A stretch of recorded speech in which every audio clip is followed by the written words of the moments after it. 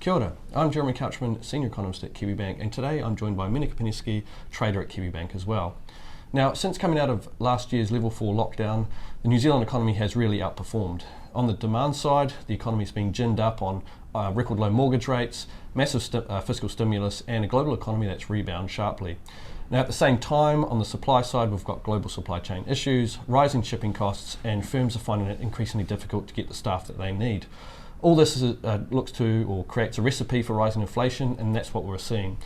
For the Reserve Bank, this over-caffeinated and jittery economy means they're having to start to pull back on some stimulus, and we saw that in their recent monetary policy review, with the Reserve Bank now stopping additional purchases of assets as part of their large-scale asset purchase program from the 23rd of July this year.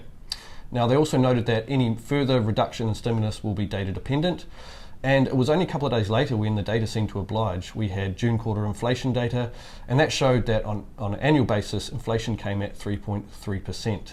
And that is the highest rate we've seen in almost 10 years, and it's above the Reserve Bank's 1 to 3% target band. Now, while some of these factors are likely to be transitory, the risks are now that we're going to have more persistent inflation, so the Reserve Bank's going to have to do more. And in our view, they will, and they'll likely start to lift the official cash rate from their August monetary policy statement and then gradually rise from there. Now, these are some big events for markets, Minika. What has this seen, what happened in markets over the last week or so? Over the past week, we have seen some varying reactions to that data. So on the days when that data came through on Tuesday and Friday last week, first the Reserve Bank and then CPI on Friday, we did see a lift in the Kiwi dollar initially. About 60 points was the biggest increase we saw, which was in particular on the CPI day, which was, as you've mentioned, a very strong number.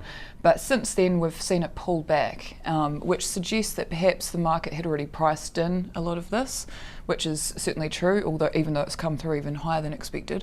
But since then as well, in particular on Monday trading, we've seen the Kiwi dollar go back to 69.30, and that's largely off the back of risk aversion, with the US dollar becoming a proxy for a safe haven. So the US dollar's gone up, Kiwi's gone lower. Okay, and on last Friday, or since Friday, the US dollar has started to pull back, but against the Australian dollar, the New Zealand dollar has been quite strong. What's going on there? Indeed. So since the data's come through, we've actually seen the Kiwi dollar lift against the Aussie by a full cent, so we're now up to 94.50 and sitting there quite comfortably. And what that's about is mostly that interest rate differential, or the expectation that the Reserve Bank of New Zealand is going to lift rates before the RBA in Australia. And so it's just that difference there that's priced in. Right. Well, there you have it. There's been a lot happening both in the economy and in financial markets. This all points to rising mortgage and deposit rates ahead. I hope you've enjoyed watching. Talk to you next time.